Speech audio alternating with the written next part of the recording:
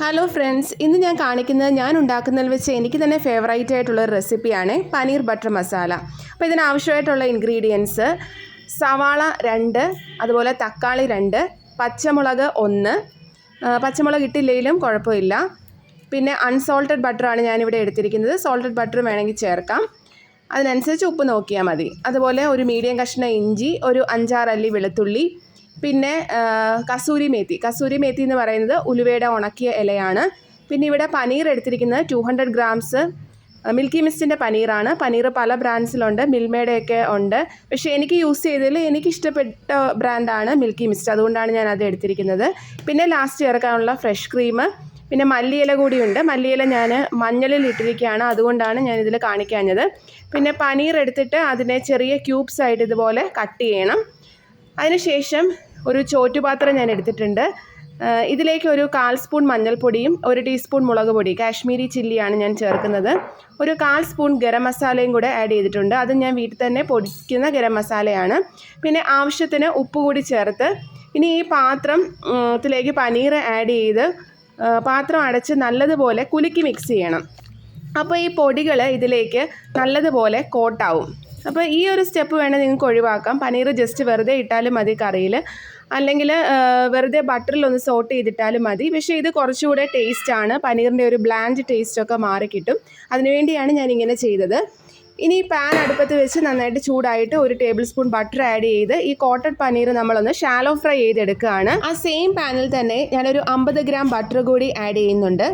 അത് ചേർത്തതിന് ശേഷം ഒരു നുള്ള് ജീരകം ഞാൻ ആഡ് ചെയ്ത് കൊടുക്കുന്നുണ്ട്. ജീരകം ഒന്ന് സോട്ടായതിന് ശേഷം ഇഞ്ചിയും വെളുത്തുള്ളിയും കൂടെ മിക്സിയുടെ ചെറിയ ജാറിൽ ഒന്ന് പേസ്റ്റ് ആക്കിയത്, ഒന്ന് ക്രഷ് ചെയ്തെടുത്തത് ചേർത്ത് കൊടുക്കുന്നുണ്ട്. ഒരു പച്ചമുളക് കൂടി ഇതിൻ്റെ കൂടെ അരിഞ്ഞു കൊടുക്കണം. അതൊന്ന് വഴണ്ടതിന് ശേഷം സവാള ഞാൻ ഇലക്ട്രിക് ചോപ്പറിലിട്ട് ചെറുതായിട്ട് അരിഞ്ഞതാണ്, അതുകൂടി ഇട്ട് സോട്ട് ചെയ്ത് കൊടുക്കണം. ഇത് നമ്മൾ ചെറുതായിട്ട് അരിയോ അല്ലെങ്കിൽ മാനുവൽ ചോപ്പറിലിട്ട് ചെയ്യോ, അത് നിങ്ങളുടെ സൗകര്യം അനുസരിച്ച് ചെയ്താൽ മതി. ഈ സവാളയും കൂടി ഇട്ട് നല്ലതുപോലെ ഒരു ബ്രൗൺ കളറിൽ വഴറ്റണം. അതിനുശേഷം നമ്മൾ എടുത്ത് വെച്ചിരിക്കുന്ന 2 ടൊമാറ്റോ അത് മിക്സിയുടെ ചെറിയ ജാറിലിട്ട് നല്ല പേസ്റ്റ് ആക്കി എടുക്കണം. അത് ഇതിലേക്ക് ആഡ് ചെയ്ത് വഴറ്റി കൊടുക്കുകയാണ് അടുത്തായിട്ട് ചെയ്യേണ്ടത്. അത് നല്ലതുപോലെ ഒന്ന് വഴണ്ടതിന് ശേഷമാണ് നമ്മളിതിലേക്ക് പൊടികൾ ആഡ് ചെയ്ത് കൊടുക്കുന്നത്. ഒരു 1/2 ടീസ്പൂൺ മഞ്ഞൾപ്പൊടിയും 1 ടീസ്പൂൺ മുളക് പൊടിയും, അതായത് കാശ്മീരി ചില്ലിയും, പിന്നെ ഒരു ചെറിയ സ്പൂൺ ഗരം മസാലയും നമ്മൾ ആഡ് ചെയ്ത് കൊടുക്കുന്നുണ്ട്. അത് ഇട്ട് നല്ലതുപോലെ വഴറ്റിയതിന് ശേഷം നമ്മൾ ആവശ്യത്തിനുള്ള വെള്ളം കൂടി ചേർത്ത് നല്ലതുപോലെ വഴറ്റണം. എന്നിട്ട് അത് മൂടി വെച്ച് ഒന്ന് വേവിക്കണം. അപ്പോഴത്തേക്കും ആ എണ്ണ തെളിഞ്ഞ് വരും. ആവശ്യത്തിനുള്ള വെള്ളം നമ്മൾ ഇതിലേക്ക് ആഡ് ചെയ്യണേ. ആ എണ്ണ തെളിഞ്ഞ് വരുന്ന പരുവാകുമ്പോഴത്തേക്കും നമ്മൾ ഈ ഷാലോ ഫ്രൈ ചെയ്ത് വെച്ചിരിക്കുന്ന പനീർ അതിൽ ആഡ് ചെയ്ത് വീണ്ടും പാത്രം അടച്ച് വെച്ച് ഒരു 10 മിനിറ്റ് വേവിക്കണം.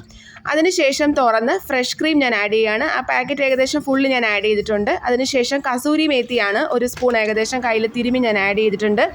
അതിനുശേഷം മല്ലിയില ആവശ്യത്തിന് ഞാൻ ചേർത്തിട്ടുണ്ട്. കറി കൂടുതൽ കുറുകിപ്പോയെന്ന് തോന്നിയാൽ കുറച്ച് ചൂടുവെള്ളം ആഡ് ചെയ്തെടുത്താൽ മതി. ഇനി നമുക്ക് കാഷ്നട്ട് വേണമെങ്കിൽ ഇതിൽ അരച്ച് ചേർക്കാം. അത് ഫ്രഷ് ക്രീം ചേർക്കുന്നതിന് മുമ്പ് കാഷ്നട്ട് ചൂടുവെള്ളത്തിലൊന്ന് അരച്ച് ചേർത്താലും മതിയാവും. അത് കുറച്ചുകൂടെ ടേസ്റ്റി ആവും. വെള്ളം അതുപോലെ നമ്മൾ അതിനനുസരിച്ച് ചൂടുവെള്ളം അഡ്ജസ്റ്റ് ചെയ്ത് കൊടുത്താൽ മതി. അപ്പോൾ എല്ലാവരും ഒന്ന് ട്രൈ ചെയ്ത് നോക്കിയിട്ട് ഫീഡ്ബാക്ക് പറയണേ.